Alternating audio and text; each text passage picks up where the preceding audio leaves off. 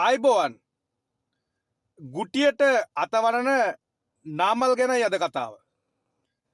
නාමල් ගමින් ගමට ගිහිල්ලා ප්‍රදේශෙන් ප්‍රදේශ ගිහිල්ලා ආණ්ඩුවේ මේ ආපදාවට ලක්වෙච්ච ජනතාවට මේ සහන සලසෙන් නැති කතාවක් කියමින් ආණ්ඩුවේ වැරදි කියමින් ජනතාව තුළ අමුතු ජනප්‍රියත්වයක් ලබා ගන්න උත්සාහ කරමින් ඉන්නවා.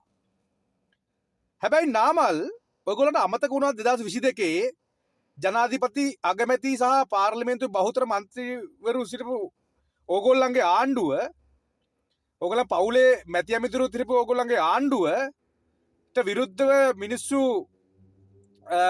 විරෝධතාවය පාලා ඔයගොල්ලෝ බලු kukkෝ වගේ හෙලිකොප්ටර් එකක ගිහිල්ලා ගුවන් හමුදා කඳුරක හැංගිලානේ බේරුනේ මහත්තයෝ. දැන් ඔයාට ඒ අතීතය අමතක වුණාට මිනිස්සු තාම මතකයි. ඕගොල්ලෝ කරපු නැති නිසා තමයි අනුර කුමාර දිසානායක ඇතුළු අලුත් ආණ්ඩුවක් අලුත් මිනිස්සු ටිකක් මේකට පත් කරේ. ඉතින් ඔයා ගිහිල්ලා ගයක් ගානේ ගිහිල්ලා ගමක් ගානේ ගිහිල්ලා ඔයා ඕක පළව කරන්න අවශ්‍ය නැහැ. ඕගොල්ලන්ගේ දායකත්වයක් අපේ රටට අවශ්‍යම නැහැ කියන දා මගේ හැඟීම. ඕගොල්ලෝ අවුරුදු ගාණක් කරලා මේ රට මේතනට පත් කරානේ. රටේ මිනිස්සු රටේ ඉන්න බැරි තත්ත්වයකට උදා කරානේ. ඒක නිසා නාමල් දැන් ඔය එක සිද්ධියක් විතරයි. තමුන්නාන්සේ හොරාකාපු සල්ලි ටික තියාගෙන අනේ පැත්තකරලා බලන් හිටියනම් ඇති. තමුන්ලගේ සේවයක් අපිට අවශ්‍ය නැහැ. තමුන්ලගේ දේශපාලනයක් නෙවෙයි කරන්න එන්නේ. තමුන්ලා ඉන්න සූරා කෑමක් කරන්න. තමුන්ලට ඇති නැද්ද ඔය සල්ලි? තමුන්ලා කාපු ප්‍රමාණය මදි නැද්ද? තමුන්ලා පුදුම જાතියක් නේ.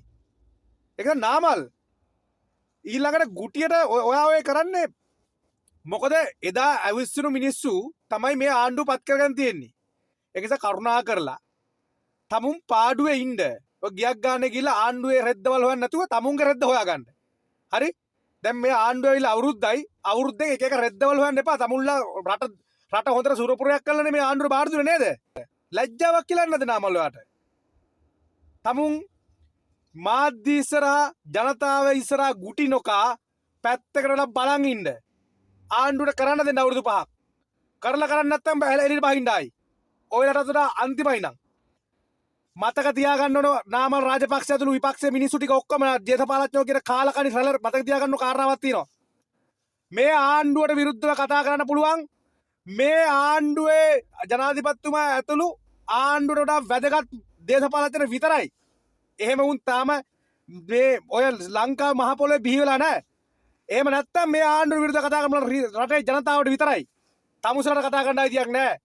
තමුසලා තමයි මේ රට මේ තැනට පත් කළේ. දැන් එනවා බයිල ගහන්න. තමුන්ලා ගුටි කන නාමල් තමුන් ගුටි කන කාලේ වැඩි ඈතක නැහැ. ඒක ලැජ්ජ වෙන්නේ නැතුව කරුණාකර ගෙදරලා ඉන්නවා අපෙන් හොරා කපු සල්ලි ටික කාලේ ඉන්නවා. නාමල් රාජපක්ෂ. තමුන්ලා තමයි අපිට මේ රටවල ඉන්න තත්ත්වයට පත් කරේ. කරා වගේ මහලුකට පපු ඉස්සරහ දාන්න කියලා කොරා වගේ කියනවා. කොරපු රෙද්දක් නැහැ. නාමල් ඒක නිසා ගුටි නොකා ගෙදරට වෙලා ඉන්නවා ගයක් ගන්න ඇවිදින්න නැතුව. ගමක් ගන්න ඇවිදින්න නැතුව. තමුන්ලගේ දේශපාලනය අපිට අවශ්‍ය නැහැ. අපේ රට තමුන්ලා දේශපාලන ඇති වෙලා තමයි තමුන්ලා එළෙව්වේ. ඒක තේරුම් ගන්නවා. තමුන්ලට මහ ලැජ්ජාවක් කියලා එකක් ගෑවලා නැති කාලකන්ණි මිනිස්සු జాතියක්. තමුන්ලා ලැජ්ජාවක් කියලා ගෑවලවත් නැහැ. තමුන්ලා මිනිස්සුයෝද කියලා හිතා ගන්න අමාරුයි වෙලාවකට. ඒක කරුණාකර පැත්ත කරලා ඉන්න නාමල්.